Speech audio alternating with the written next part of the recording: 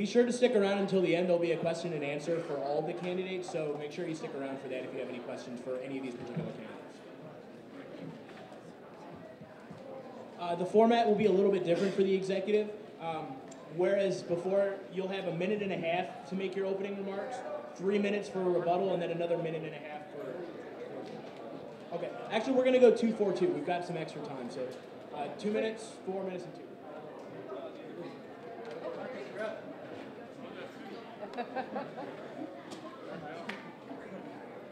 And if you want to briefly introduce yourselves. Okay, I'm Casey Pica. I am a senior here, or first year senior. I'm highly involved in campus as well as on the committees that this position deals with. Hi everybody, I'm Marcus Tammond. I'm currently a junior going into my senior year. Accounting and finance major. First year actually on campus at Eastern, so pretty much sums me up. Yeah, you just got here, so the format for this is going to be 2 minutes for a question with 4-minute reply from your opponent, and then 2 minutes for concluding remarks. We're going to do that twice, and then at the end, each candidate will have 2 minutes to summarize their positions and why they think the student should go for it. First question to the candidate on the left. This issue has been addressed by several ASCWU council and executives, yet the pub has still not yet been remodeled. What's your stance on this matter? First of all, I think... Sorry, wrong question. Just kidding. What are your thoughts on the readership program? Do you feel the students should foot the bill, and why? I believe, well, first of all, the last 2 years I've been on the committees and we've dealt with this issue. It was about $30,000 a year 2 years ago to fund the readership, which included Spokesman Review, New York Times, as well as some other publications on campus. And last year we cut it down to about $10,000 and moved all the papers which were up here in the pub available to anyone down to the Eagle Shop. And the reason we moved it down there was because a lot of staff and faculty were taking papers that the students paid for. And I believe that even though most students don't take the papers, there are some that still do. And if we could maybe fund that a little bit less and maybe concentrate on those students who are actually reading the paper and get the word out to them and get the word out to more students who might want to obtain those papers, it would be available for them. So. 4 minutes for rebuttal. All right, so like my friend here said, I do feel it's really important that we focus all the support towards helping students get these papers, because like you said, the students are the ones funding it. As what your question was, how I feel towards the readership, should we continue funding this?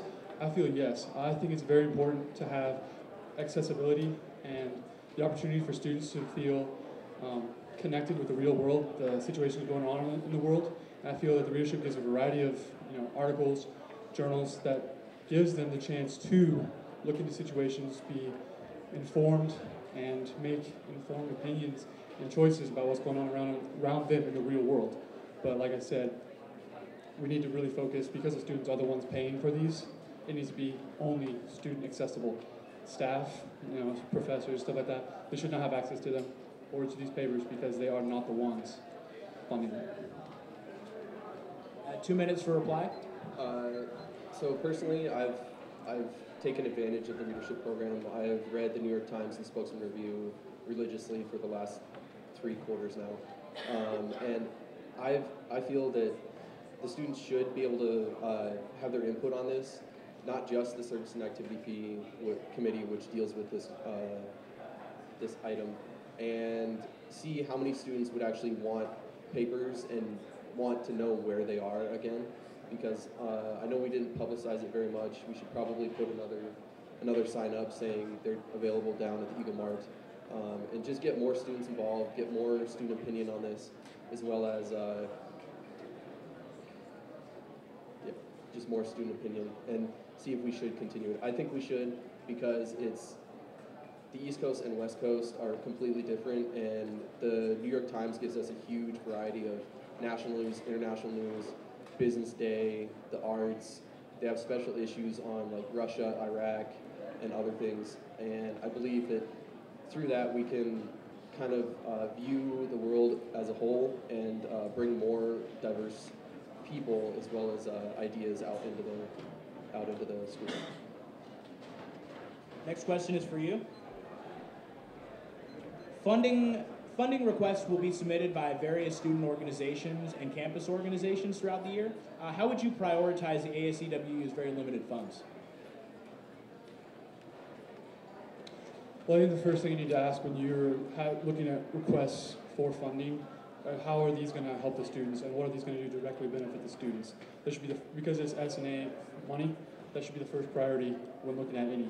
So, for instance, if we were to have multiple requests that have legitimate reasoning behind them, there's really no way to look at which one should be first, except for first come, first served basis. But the overall picture and the overall role or goal that we're supposed to be moving towards is how can we help the student experience on campus, how can we use the S&A money to help students succeed in their goals on campus and which are transferred in the real world. So as long as all the requests are formatted and have legitimate backing for them, then they're valid applicants. 4 minutes for rebuttal.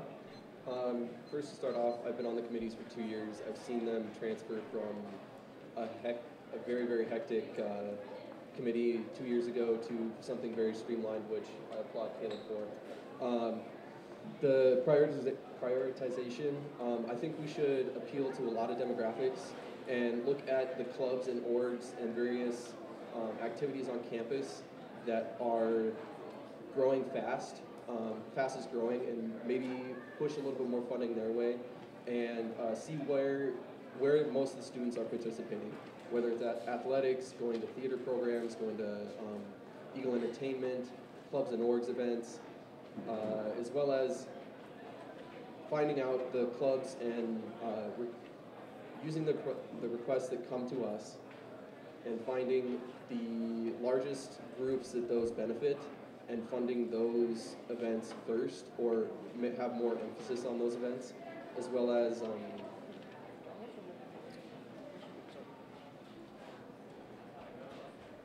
yeah, that's all I have. 2 minutes for concluding remarks.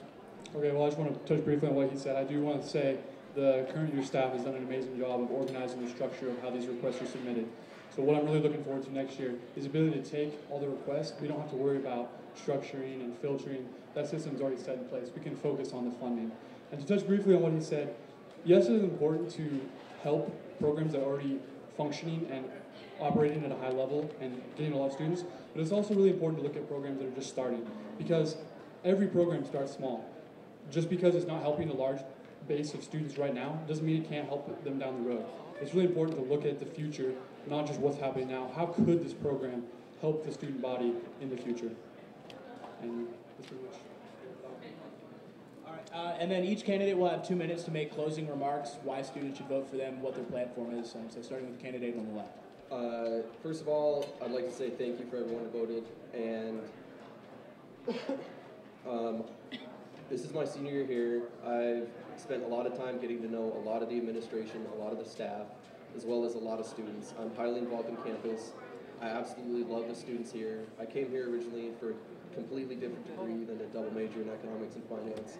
So I've gotten to see a lot of the biology people, see how they participate in campus, get their voice heard, as well as various clubs on campus, Easterner, EA, theater, a ton of clubs.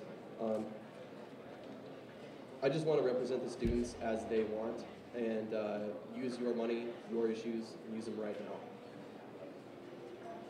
And 2 minutes for closing remarks. Well, I do not have as impressive current resume as my friend here does, but I will say this. This is my first year here on campus, and I've never been so impacted in a good way. This is my first experience with a large university, and I've been very proud of the way it's like a tight-knit community, and I really feel a part of that community. So in regards to feeling connected with students, I do feel like I have a very valid way of representing. I can hear the requests as they come in, but not on a forum, but from friends. I feel that I'll be able to take what the community or the student community needs, and I'll be able to express what their voice on a larger scale. As for the experience goes, I do not have current experience as sitting on committees right now, but my one track record does show that whatever I engage in, I pick up very quickly. I can see what needs to be done, and I can take care of that in the most efficient way possible.